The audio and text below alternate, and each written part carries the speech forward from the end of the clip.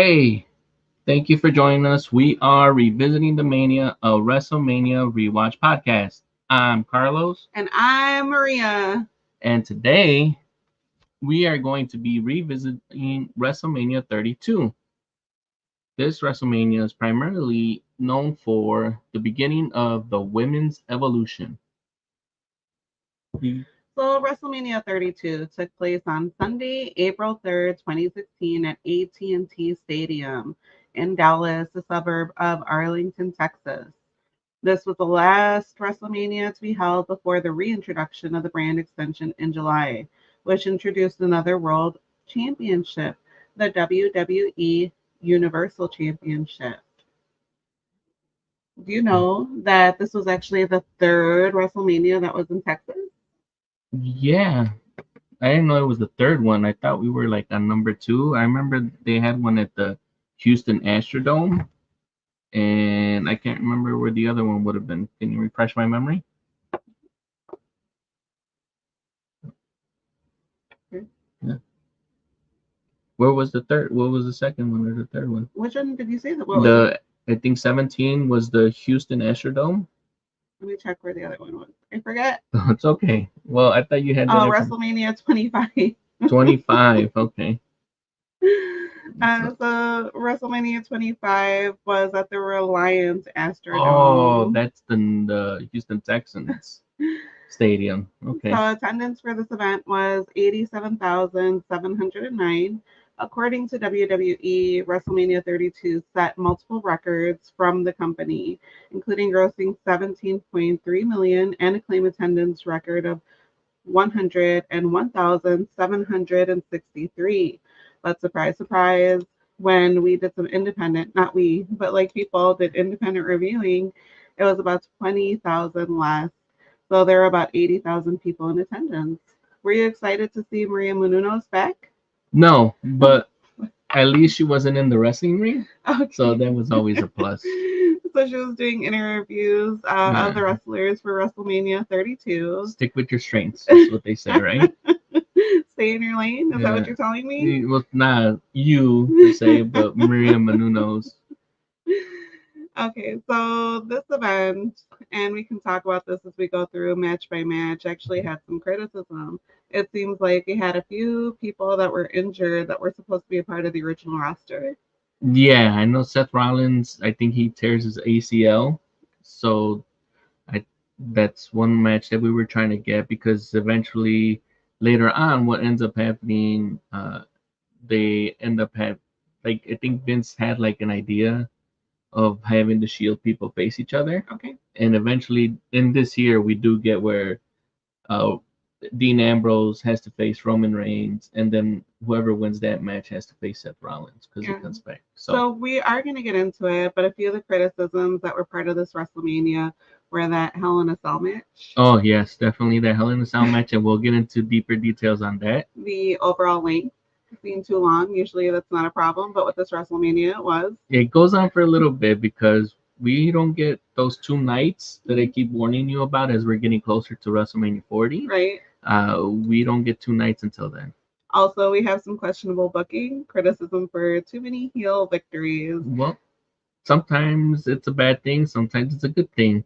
And just a few tidbits. Did you know that this was voted the worst major wrestling show of 2016? Ooh, I would not remember anything about 2016, but if anyone in the comments remembers more of 2016 pay-per-views and agrees with it, please feel free to leave a comment. Not only that, but the main events, the title match, drew negative, angry crowd reaction. Yeah, and we'll get into that one when we get into that particular match. Very interesting because right now we are a fan of. We are a fan of. But at that time, not so much. So, comment here from our YouTube live chat is rest in peace, Sid Vicious. Maria, did you see that recently? Psycho Sid Justice passed away. He passed away recently. Yeah. He lost his battle, I believe, with cancer. Sorry to hear that. Rest in peace, sir. Yes. Also, an awesome wrestler, one of my favorites. Mhm. So with that, One thing before we get into it, oh, because I see that we might have some new people. If okay. this is your first time joining the channel, we primarily started watching WrestleManias because we were attending WrestleMania 40. I had never attended a live event of WrestleMania. My wife had never even watched a WrestleMania. So to get her prep before we went to Philly, as I became a fan of sports entertainment, I only got to watch WrestleManias growing up, either by renting the video or going to a friend's house.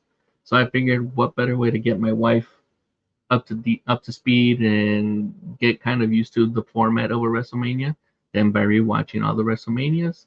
And we decided to put it out on the internet, not only for your entertainment, but to get you guys to interact with us and give us more recommendations on how my wife can become a better wrestling fan. So can you imagine? We revisited WrestleMania 1. Now we're at 32. So the story continues. Yeah, and with that, we'll get into it. The first match on the docket, Televised. televised match, correct, is the Intercontinental Championship ladder match. Now, this is kind of like in the same spot that the previous WrestleMania had, because they also started off this last WrestleMania 31 with a ladder match. I do enjoy a ladder match, but was actually surprised to see that we started off this WrestleMania with another ladder match. I But think, it doesn't disappoint. This is actually one of my recommended matches. I thought it was awesome. It was yeah, really good. we have Kevin Owens. Let's get a picture up here. Kevin Owens, as you can see here, he's the only guy that's wearing black and red. Dolph Ziggler is, I guess, right here in front of Stardust, who you see in the back looking up at the belt.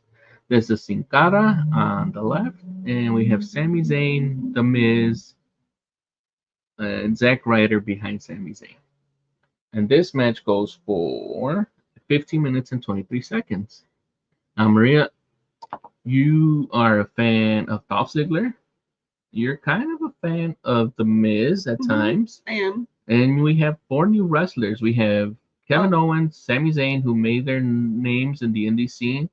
Ring of Honor, known as Kevin Owens, had Kevin Steen, and Sami Zayn primarily, I believe it was Sami Zayn, but sometimes he went by a mass wrestler called El Generico. okay. And then obviously Stardust, you know him. So who are you rooting for? Well, I was rooting for Dolph Ziggler, The who showstopper, the show stealer, exactly. and he was a show stealer because I love Dolph's intro. He was the first one out. I love his wrestling gear. The Miz looked also very cool. He looked like a beige ninja. Fans loved Sami Zayn. I noticed Yes. there was not so much razzle dazzle for Stardust, which is surprising because now the crowd goes wild for him. So if you are newer to wrestling, you will maybe not know who Stardust is. But Stardust right now is a big, big star in Yeah, in he's known wrestling. as the American Nightmare. Yes, He is currently being sued by someone who actually owned that trademark. really. Yeah, him and the WWE. But we won't get into that but as much, but just thought I'd throw that tidbit in there. That's really Yeah, interesting. so let's get to some of these spots that I was able to find pictures for Okay. online.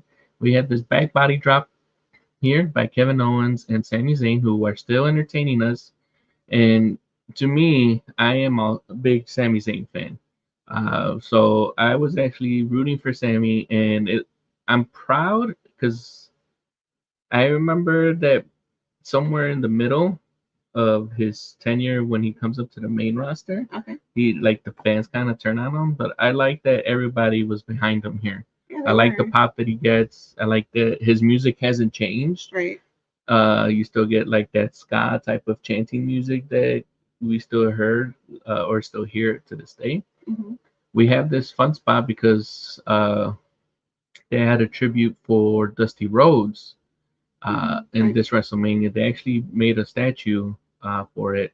I believe this is near when he passes, but so if you could see here in this next picture, Stardust is wearing not only his traditional Stardust as gear, Right. but he The polka also dot. has the polka dots. And yes, that is because Dusty Rhodes had passed away after WrestleMania 31. We're talking about June of 2015. So Okay. at this point in time, they are Well, yeah. remembering him. Right. They're honoring him because they did make that statue for him. That's shown later at Access, which is that convention style thing like WrestleCon that they have, the WWE one. Right. So I am a fan of Dusty Rhodes, and I was excited to see this tribute for his dad, who was also one of his trainers. So I Yeah. thought that was pretty cool. And we get another fun spot here, which is towards the end. It's kind of similar to that one we had last WrestleMania, where John Moxley is taken out from the ladder. But this time, Sin Cara is thrown off the ladder, and he takes out Cody and himself, which eventually leads to the victory of Woo Woo Woo. Yeah, this is one of the Zack wildest Ryder. and most unlikely victories to me since David beat Goliath. So the broski from Long Island walked into a ladder match against Kevin Owens, Dolph Ziggler, The Miz, Sami Zayn, Sin Cara, and Stardust, and actually walked out as a WWE Intercontinental Champion. You heard that right. Everybody that's watching, everyone that's listening, Zack Ryder won this ladder match. I was really surprised. And you weren't the only one that was surprised because I was also surprised when I seen it. Like Zack Ryder had like that whole like thing maybe like 2 WrestleManias or 3 WrestleManias ago. Remember when he was with they had like some random SmackDown versus Raw team, and then he ends up being betrayed by his girlfriend at the time, which is Eve Torres. Yeah. So he's had a little bit of a run. Sometimes he gets hot, sometimes he doesn't.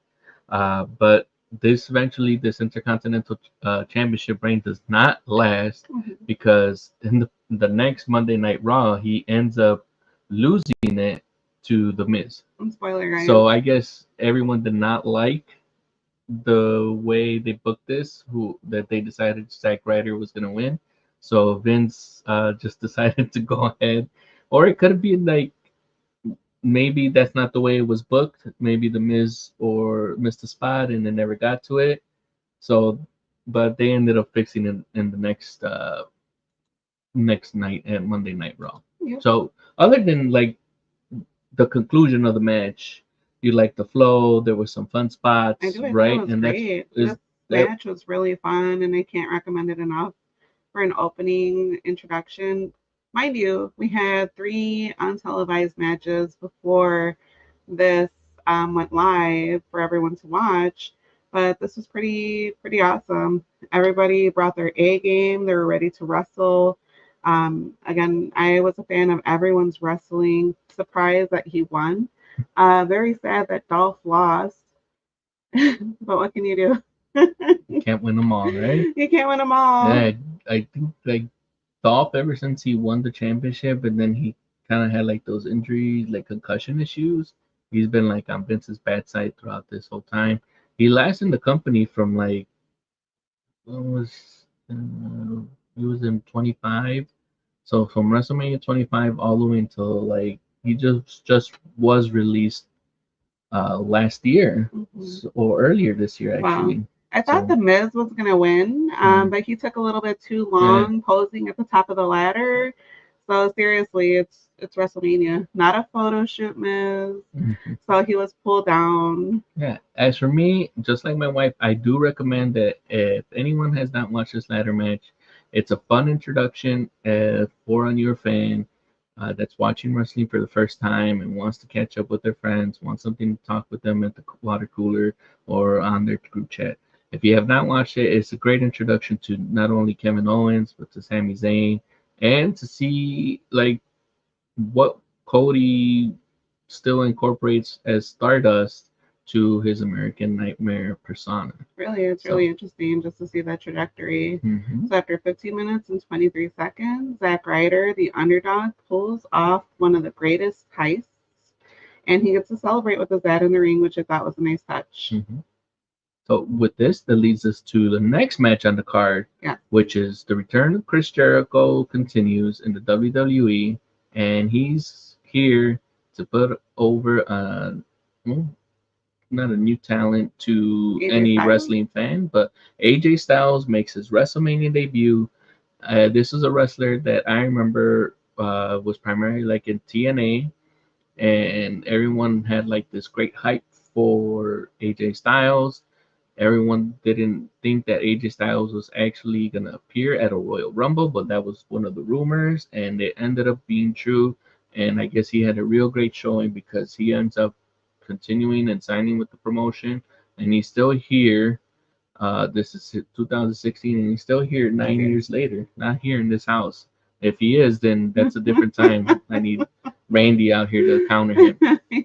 But here he is 9 years later, and he's still with the company. So this match goes on for 17 minutes and 10 seconds. Yes. So you're a fan of Jericho? I am a fan of Jericho. Okay. And are you a fan of AJ Styles? He's okay. That's the first glance. You're like, what is this guy with this kind of weird tan and super dark hair, right? Yeah, Y2J. He brought, I think, all the tricks. It was a good wrestling match. But it's a good contrast of styles, right? Because you have like AJ Styles, who has like kind of this real flexible, like luchadores, is like him doing one of these standing head scissors things. But he can also do some of these flying ones, like this 450 splash that we have him going and doing here. Right. So I think we wanted Vince to have we wanted AJ to have a good showing. Here, that's why these two got paired up. I'm going to say this right now. This is not a match that I recommend anyone go out there to go watch right now. It's not anything memorable. Also, because this is like one of these things that when a new talent comes over, that's a big name. The phenomenal one? Yeah, the phenomenal one. But like we had Sting last year, yeah, WrestleMania 31. He comes up. He should be the phenomenal one. He's awesome. But this is just the thing. It's like you figure that Jericho's been wrestling for a long time in the WWE. This guy's a new up and comer supposedly, even though he's been wrestling in the Indies and in TNA, and he's made a name of himself somewhere else that wasn't WWE. Yeah, but I think WWE. This is Vince like saying, you know what, you're good, but I don't need you to win right now. The fresh face, which I didn't like. Like this match was good, but it's not like memorable good. It's not a recommendation for me. Not only because Jericho wins, it showed it. It feels like they were holding back, or there wasn't any type of good chemistry there. Right. And it could have been like either the styles don't mesh together well and things along those lines. But all the things like that, and like you mentioned, this is probably like one of these things that is considered a heel win because Jericho is the antagonist here. I feel like AJ Styles should have actually got the win on this one. What about you? Do you recommend this match to anybody? No, it's not a recommended match for me. We get some flashy moves, submissions. We get a whole lot of hair flips, mostly from AJ. Just when it looked like Styles was ready to seal the deal, Jericho pulls a code breaker and hits AJ like a pop quiz. 1, 2, 3. He gets the pin in the win. Jericho proves that he still got it, handing AJ Styles his first WrestleMania loss. And should I say the scarf stays undefeated? Oh, with Jericho wearing the scarf? Oh, okay. All right. So with this, that leads to match number 3 on the card. This is the League of Nations versus the New Day.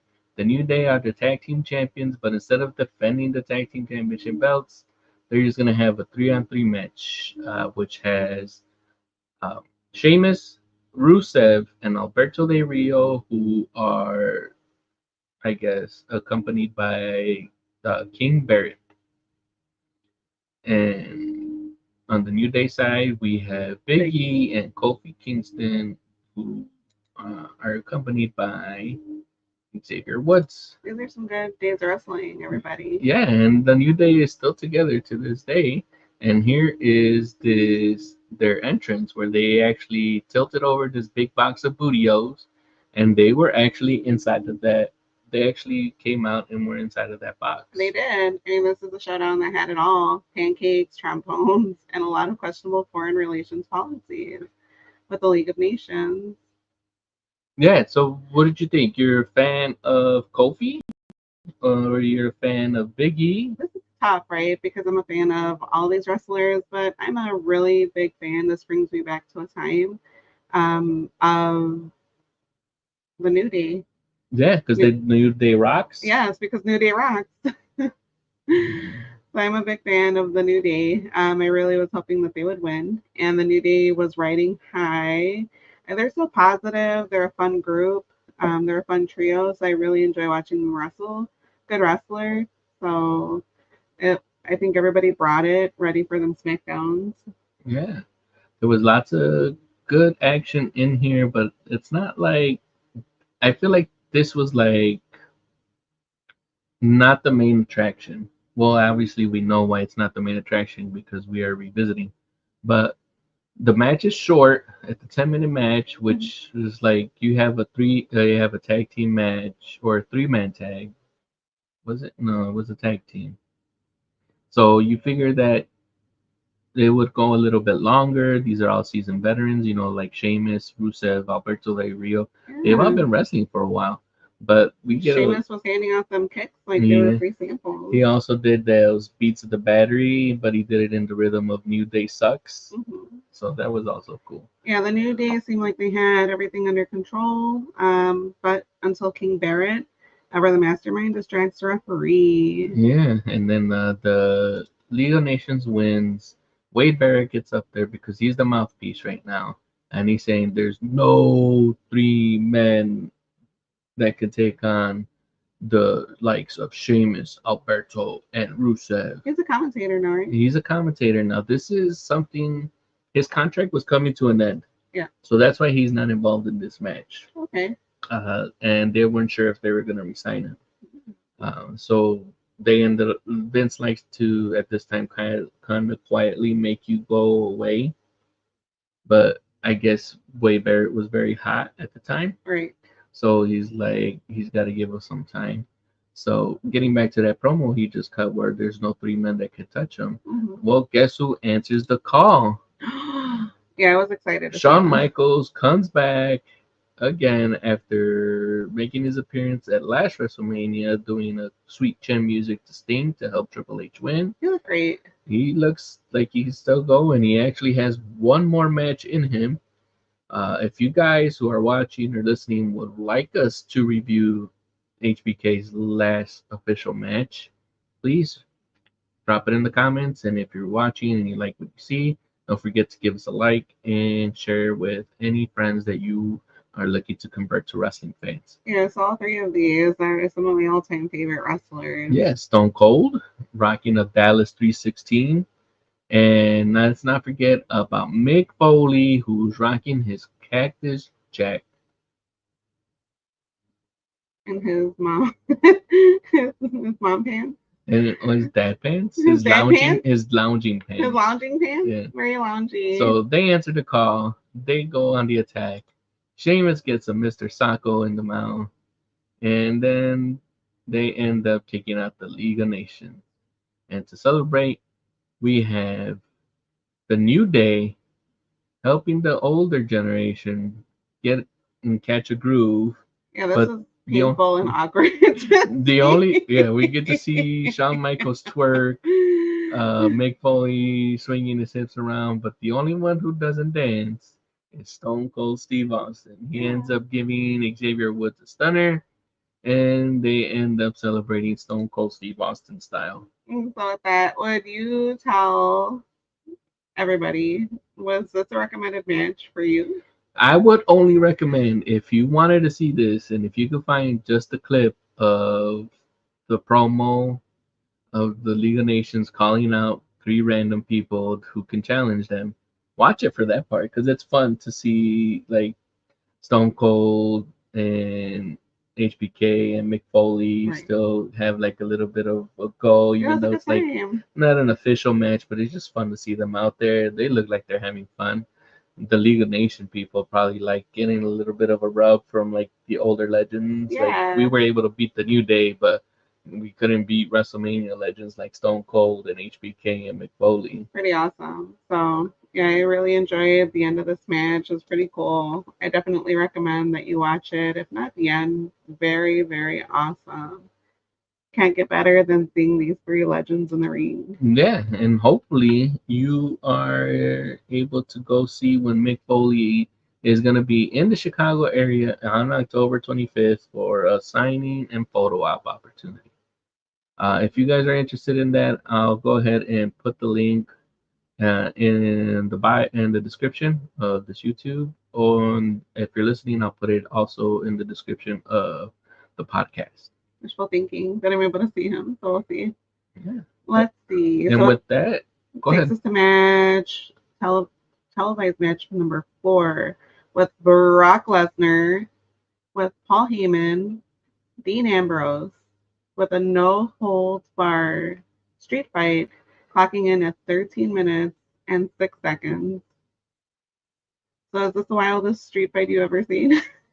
No, I think the wildest street fight we got to see in WrestleMania was, and I'm not even sure if it was a street fight. I think it was labeled a dumpster match. But remember the one we had with Mankind and Terry Funk versus I forgot who the tag team was, but I remember Mankind and Terry Funk. Yeah, They were the stars of that match. Yeah, so they end up getting in that dumpster match. That was a fun match, and like if we're referring to like WrestleMania history, Yeah. I think that's one of them. The other one that's memorable, even though it kind of was not a no holds barred match technically, but the Randy Macho Man Savage one with Crush, where he ends up like hanging him from one of his legs. Right. So this wasn't the wildest street fight you've seen since our neighbors argued over whose lawnmower was better. So we get the Beast, Brock Lesnar, squaring off against Dean, the Lunatic Fringe, Ambrose at WrestleMania 32. This match starts off with Dean Ambrose doing what Dean Ambrose does best, looking like he just rolled out of bed after bringing old ECW matches and then thinking, yeah, I can take down Brock Lesnar. Yeah, the booking on this was kind of weird, but What's weird? Like you have Dean Ambrose, who's been in the company for a while. You weren't a fan? No, for this one, if I was a fan of Dean Ambrose, I'm kind of have like a love-hate relationship with Brock Lesnar. Oh, okay, me too. Where like sometimes I like him, and then sometimes I hate him, just because of the way he's booked, and it's not his fault. Or maybe it is his fault, because in this match in particular, there are certain things that Dean Ambrose approached him with. I forget the interview where I read this, but he wanted to do certain spots, but Brock Lesnar's like, yeah, man, I'm not doing that. So this is the reason why we got like Brock Lesnar just suplexing him, just like in every other match where he's just doing German suplex after German suplex, even if it's in the ring or if it's over chairs, or if he's breaking candlesticks, because he's trying to show that he is a very superior being. He is the beast incarnate. Like, as far as you selling that particular character and gimmick, yeah, they do a great job. We also get a chainsaw. Was that given to him by Terry Funk? No, that chainsaw might not have been given because it looked pretty new. Probably not. He didn't know how to operate it. Yeah. Well, also like Paul Heyman probably reminded him, "Hey, Brock didn't agree to a chainsaw. What are you doing? Put that away." So, but this, as far as like this match is concerned, I would not recommend people go back and watch this match. I agree with you. As a newer fan or as a seasoned veteran type of fan of professional wrestling, just because this is like a glorified squash match for Dean Ambrose. Like, you figure that Brock has been with the company for a while, right?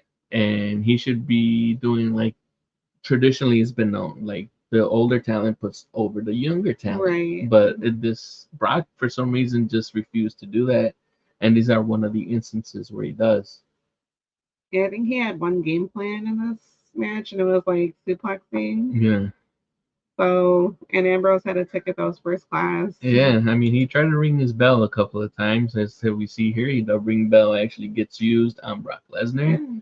But the F5 finally gets done to him, just like I saw right here, where he gets suplex on those chairs. He gets F5 on those chairs. Dean spends more time airborne than a kid at a trampoline park.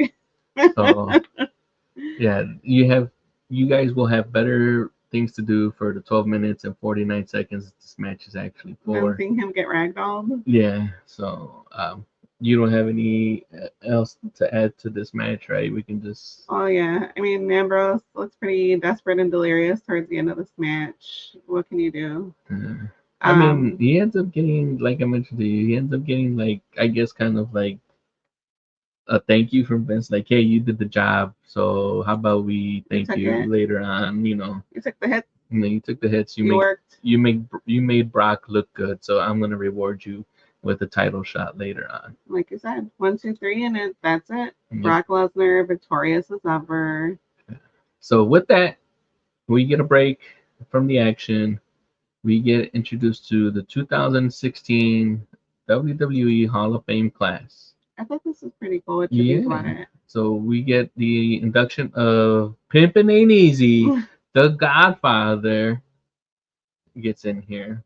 We get Jacqueline. I don't know if you remember, but she is in one of those WrestleManias with Terry Reynolds. They had this thing called PMS. Mm-hmm.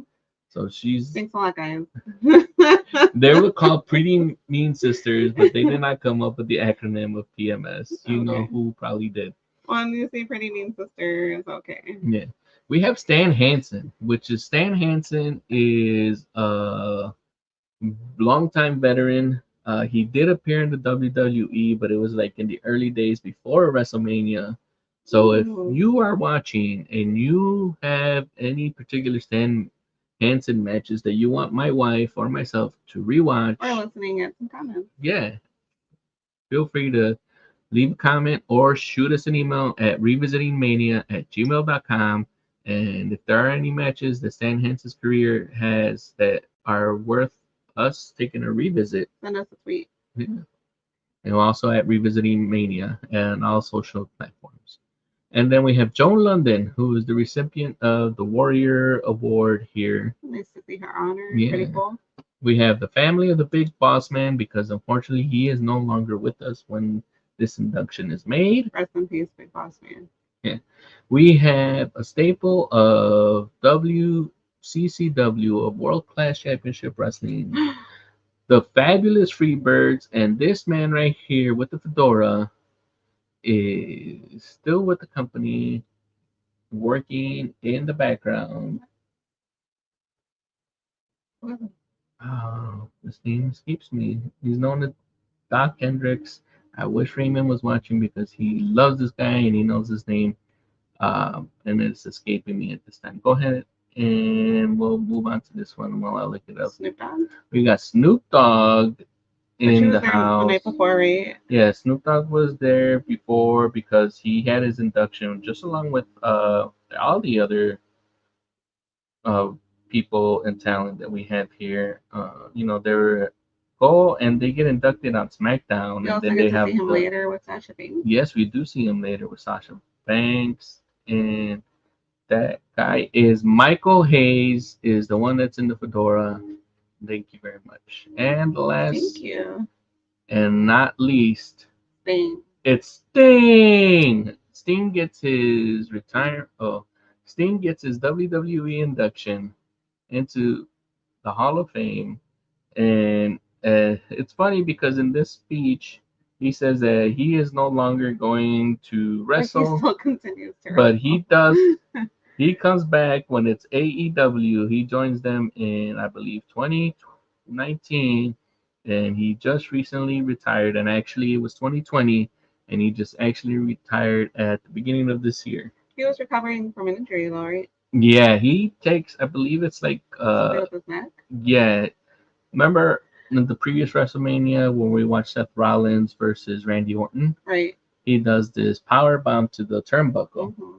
Sting takes one of those turnbuckle bombs. Right. And that's when he suffers that injury. Yeah. So wrestling entertainment, you say, but very serious injuries to occur. Yeah, people always say that wrestling's fake, but like the moves they perform, they are safe and they are scripted, But sometimes all it takes is for you to miss by an inch or botch it for a little bit where you aren't able to lift somebody Then and you get receipts.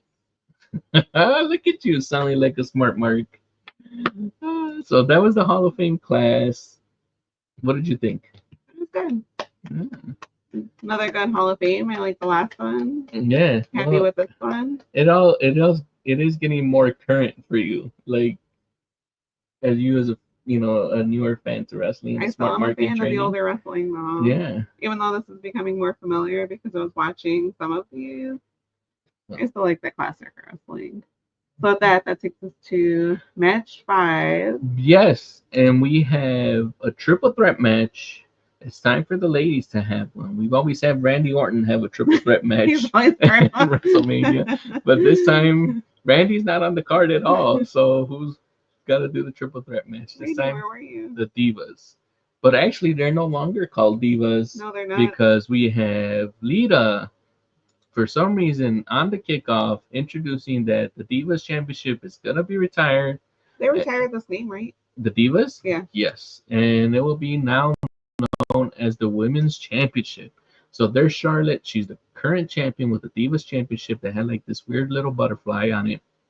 And there's Lita in the back, holding the newer belt with the white strap, the red background. Right. So did you get to pose with this? Yeah, I think we did get to pose with it and at the access that they had over there where you had to try all the titles. And they did this real cool thing where if you stand in the middle, they'll do like a 360 picture that you can take. So this match goes for 16 minutes and 1 second. So, First of all, I can just say that this is probably like the longest Divas or women's match that we 16 minutes and 3 seconds had in WrestleMania history. So what do you think? Well, you said that we have Charlotte with Ric Flair. Mm-hmm. I thought her introduction was awesome. She was wearing a cape, and I think you said that her cape was made out of one of his. Yeah, it's made out of the same robe that he wore when he had his retirement match with Shawn Michaels. It was retrofitted or adjusted and tailored to fit more of Charlotte's style. We have Becky Lynch. We have Becky Lynch, who's on the right-hand side of this picture, who's kind of like wearing like the steampunkish type of outfit. Mm-hmm. And Sasha Banks, who is wearing an Eddie Guerrero-inspired trunk because she says that Eddie Guerrero is the one who inspired her. I mean, he is pretty awesome. And yes, rest in peace, Eddie. So with this match, who were you rooting for? I was rooting for Sasha. You were rooting for Sasha Banks? Yeah. Okay. Is there anything in particular besides the homage to Eddie Guerrero that drew you to her? Because this is technically the second match that you've watched. How Becky and Sasha wrestle. I think they're really good wrestlers. So I've seen that before, I think in the last WrestleMania. And I really enjoy watching them wrestle. So yeah, I would recommend that you watch this match. I like the tributes, 1 to Eddie, 2 to Ric Flair, which is pretty cool. We get to see some Ric Flair action as well towards the end of this match. Yeah. So yeah, I'm a fan of this.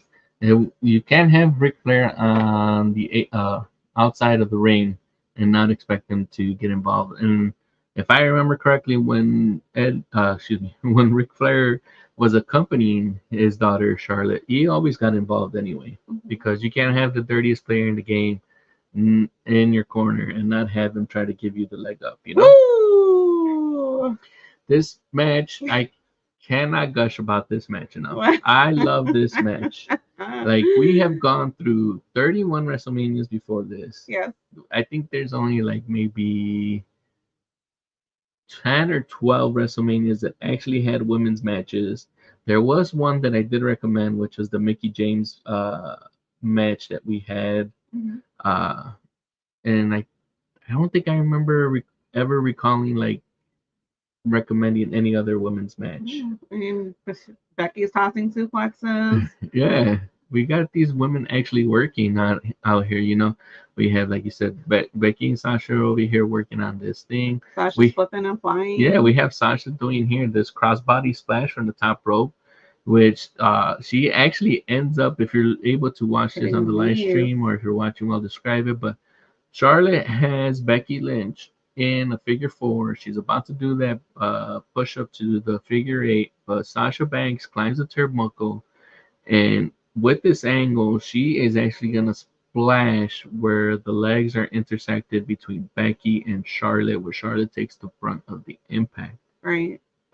Another fun spot that we had here was actually this one where they have Sasha, and what we call this the Tree of Woe, where her legs are on top of the turnbuckle, but Becky and Charlotte are up on the turnbuckle, and then Becky does a superplex while Sasha's in that Tree of Woe. But eventually, Sasha looks like she's gonna win. She has Becky in the bank statement. Charlotte recovers. She throws her out of the ring. And then Charlotte Flair starts to put the figure eight on her. Sasha tries to get back in the ring, and Ric Flair's holding her back. And Becky ends up submitting and is retaining and is the new WWE Women's Champion. Yeah. Yeah, I agree with you. This match is pretty cool. Watch it. 16 minutes, 1 second. We also get to see Ric Flair, a couple of throwbacks. Watch it. Do yourself a favor. Yeah, and do yourself a favor if you're a newer fan. If you have not watched Charlotte, we haven't watched Charlotte wrestle in a while. If you're like, who is Ric Flair's daughter, and you have not known her work, this is a great way to start. Unless you want to go into NXT, because these ladies have lots of good matches in NXT as well. If you guys would like us to review any of those matches in NXT, anyone in particular, drop a comment. What's in those Flair Send us jeans? an email at revisitingmania@gmail.com. But yes, if we're just watching WrestleManias, if you just want to get caught up, you want to get familiar with these ladies, watch this match, because this is the beginning of the women's evolution or women's revolution With the on the NXT main vibes. roster. So with that takes us into match number 6.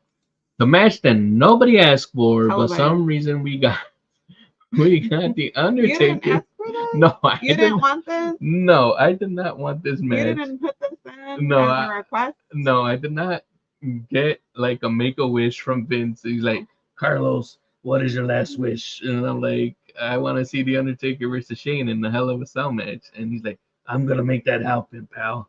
But no, I did not ask for this. Would this be a recommended match for you? This Hell in a Cell? You know what? I'm gonna tell you, Dave.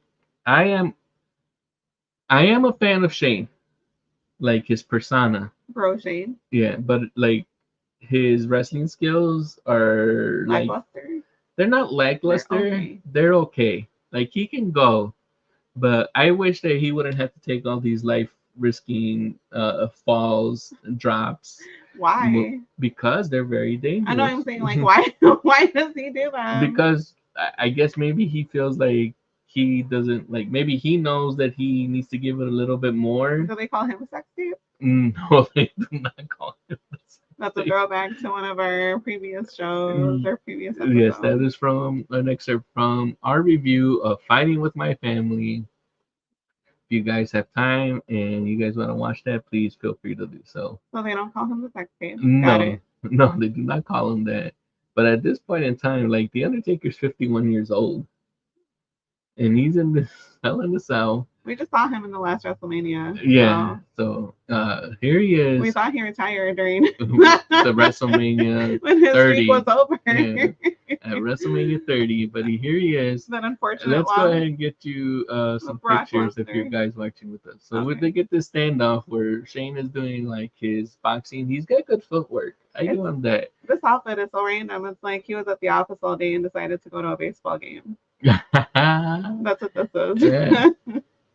But eventually Shane's footwork cannot get away from the Undertaker. The Undertaker gets him into some snake eyes.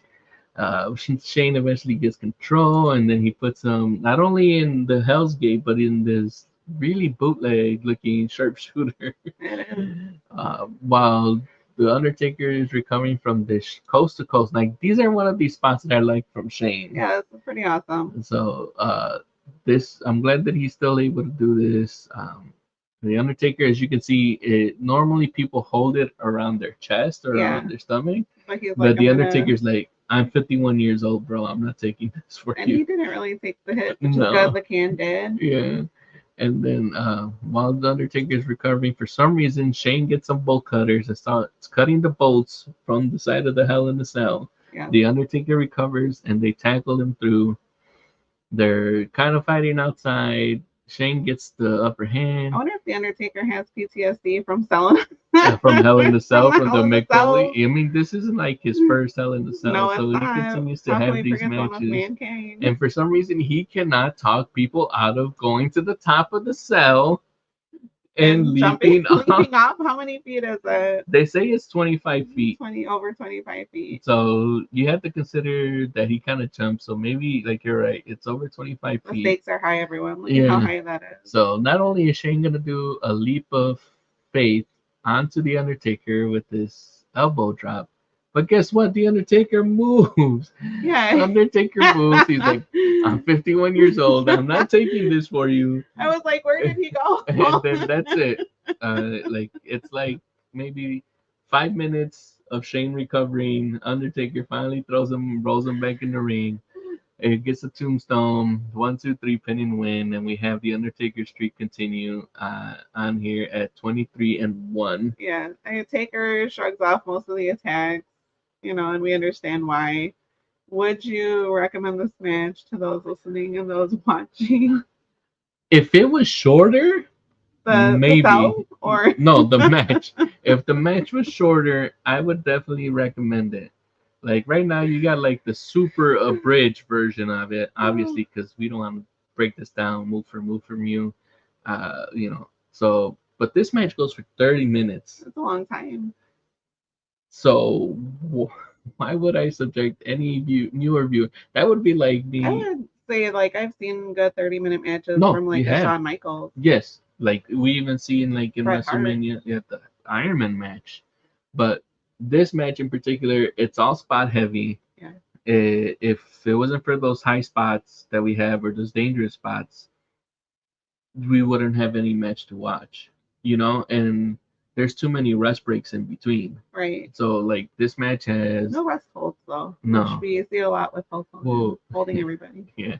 But this is primarily like 20 minutes of catching our breath. No. Recovering, trying to figure out what to do next, and 10 minutes of spots. So no. So this is terrible. This is a do not watch for me. Oh, this is also not a revisit for me. Okay. Unless you want to see that leap and then see him leap onto no one because the Undertaker rolled away, then you do that. I'm sure you can find where someone just cuts it from that particular highlight if you know how to use the Google. So the Undertaker leaves with a streak. 23-1. Is it consistent? What do you mean? I mean, does the streak continue? It's not a streak. He's continuing the new streak. That's a new one. Yeah. So he's like 2-0 since he got defeated. Good job. Thank you.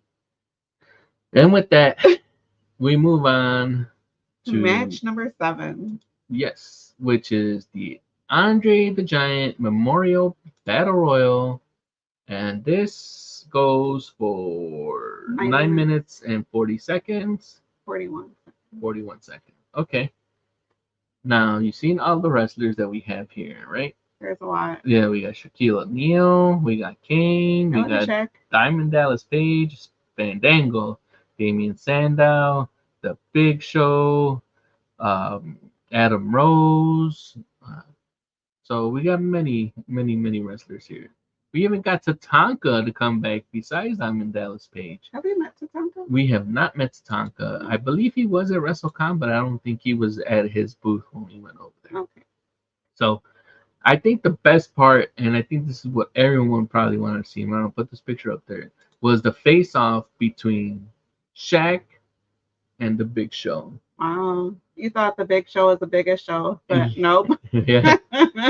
And eventually, for some reason, Fandango's like, hey, I want in on this too. Just a side comment. Big Show is looking pretty fit, so go for you. Yeah. Good for you. Go for you. Go for you. Good for you, Big Good Show. for you, Big Show. He's still trying to slim down because they don't want him to have any type of issues with his mobility like Andre did as he got medium older. Show. Yeah, but yeah, Fandango finds himself between two giants. He gets eliminated. We still have Goldust in this match, and Curtis Axel, son of Mr. Perfect. Goldust, but not Stardust. Yes. I Did I should say be. Stardust? No, I Okay. said. I'm just saying because I'm like, where's Jack Stardust? Swagger is still in here. I can't remember. I think this is Baron Corbin here. And like I mentioned, Tatanka made an appearance, and here he is in his Native American regalia, and we actually got him doing his little dance and hulking up type of version that he has here. Nice. But he does end up getting eliminated, and Baron Corbin wins the Andre the Giant Battle Royal. So would you recommend this 30-man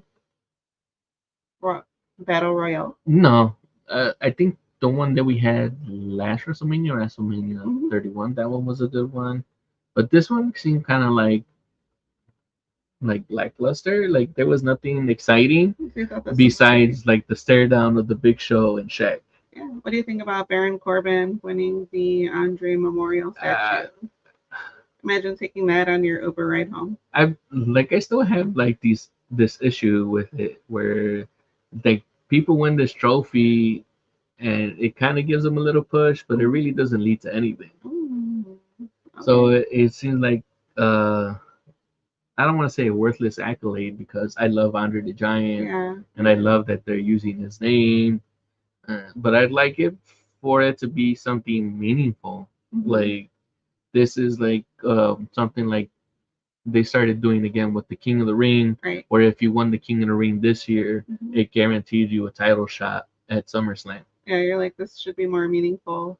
Yeah, So the lone wolf, who yeah, turns into the lone winner out of the start of 30, he won. yeah. Yeah, so that's that. And So you not don't recommend it recommended. for you either, right? No, it's a lot of action. I mean, I like seeing Shaquille O'Neal. I like Shaq. I'm a big fan of him and his business, style. Hmm. But yeah, it's a pass for me.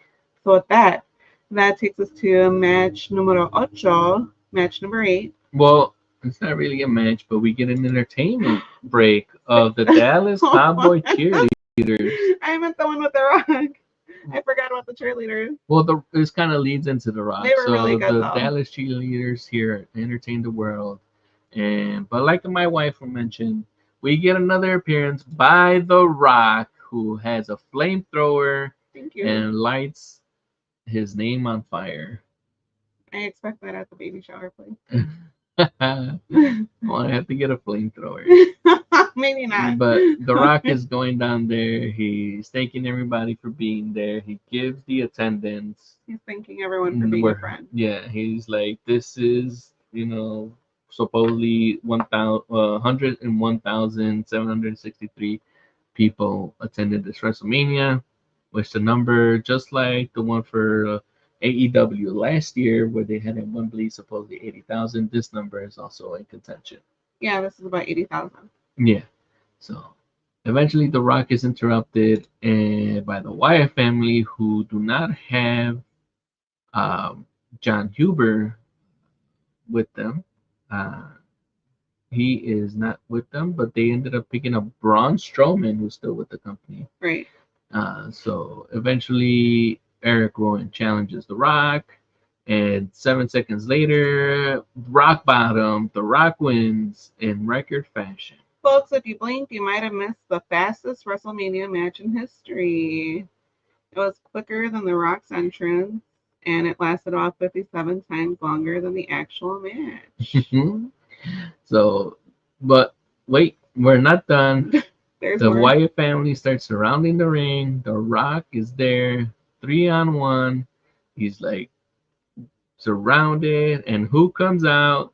It's John Cena. Thank you, world. Thank you, John writers. Cena recovering from, I believe it was from a shoulder issue, and he makes his return and recovered quickly. And he ends up coming back and helping The Rock. They take down the Wyatt family. We get a 5-knuckle shuffle to Eric Rowan. Can't see me. Yep. You can't see me now because his picture's up. So Yep. That's awesome. Bray Wyatt tries to intervene, and The Rock cuts him off, gets him with a spine buster, and we get the most electrifying move in sports entertainment today, the people's elbow. And Okay, this lifts up the crowd that have been there for over 4 hours, almost falling asleep. almost falling asleep. This is the boost probably that they needed. The Rock and John Cena become bros after this, after fighting for championships at WrestleMania 28 Bro. and 29. They squashed the beef apparently, and they I'm here for it. yeah, Watch this. watch this segment. Yeah. All right. As for me, if you are able to find this segment, yeah, please watch it, especially if you're a big Cena fan. And if you were there live and you timed your popcorn trip perfectly, congratulations. You saw history. Yeah. So the Raw came, saw, conquered. Yeah. And that leads us to the last match of this card. That's actually on and part of this I card. heard you were a big fan of this one. Roman Reigns. He's back and he's trying to win a title for a second WrestleMania in a row versus Triple H. No, it's not time yet. This match goes for 27 minutes and 11 seconds. You are a fan of Roman Reigns, and sometimes you're a fan of Triple H. It's okay. His introduction sucked this time, by the way. Yeah. Thanks a lot, Stephanie. Yeah. Sorry. If there's anything Stephanie can do, she could sometime make everything a bummer. Yes. Sorry, gal. So what did you think? Who were you rooting for? You know who I was rooting for? I was rooting for Romano Reigns? the one. The one? The one that should be acknowledged. Yeah. He will be acknowledged in the future. So not acknowledged during this match though. People were not a fan of seeing Roman Reigns. Yes. This main event. Yes. Y'all didn't like him back then. No, and now everybody technically nobody liked him when he was the head of the family either. But I was the one who believed. You're one of the ones. Yeah. And now everybody wants him back. So I've been a fan of the hair. So this match, like we said, 27 minutes. Is there anything that you liked about this match? I mean, there are a couple of pictures that I did find on here because this match starts off slow. It does. And I think primarily the psychology behind this match is basically just to have you root for Roman Reigns. Yeah. He's not going to win. He got screwed over his title. Right. Like the psychology to the beginning of this match is okay. But I think what really holds this match back is that it goes for 27 minutes. Oh, that it's long. Yeah. I think the duration. The duration is, I think, what holds this match back. Like if it was like a trimmed down like 15 minutes, right? I think it would have been okay. But you also like if you are gonna have it be close to a half hour. I heard that the crowd was booing him. Yes. And they actually had to pump in some cheers after the fact, which is pretty crazy. So if you're not gonna have this match, and I know we probably have this match with no DQ, or like because maybe we couldn't do it because Ambrose and Brock Lesnar had the no holds barred, but this match needed something, and I think we couldn't get this particular something because the best part of the something for me. Was it the spear? Yes, it goes right here. The spear. No, that was one of two. That was one of two spears. This begins a trend where Roman Reigns is continuing to spear people through the barricades. Spear. Yeah, but I wasn't able to find a picture where you get. This is towards the end where, Triple H is recovering after this. He gets back in the ring. You know, they're still going back and forth. Yeah. So Stephanie kind of getting involved. Yes, Stephanie. In true McMahon fashion, she climbs into the ring. Probably thinking she's going to save the day for Triple H. But guess what? She ends up getting a spear from Roman Reigns. One of the highlights to this match, and unfortunately was not able to get a picture. But yeah, she takes a good spear, and she doesn't take it primarily where people take it in the gut. She takes it chest high. I'm like, damn, girl. And she probably got her win knocked out of it. After that, Roman Reigns takes advantage. He gets in a Superman punch and a spear. And we have a new WWE World Heavyweight Champion Roman Reigns. What did you think? I enjoy the win. I enjoyed a few spots. So I'd say watch it to see Triple H putting Roman Reigns over. Um, I was happy to see him win.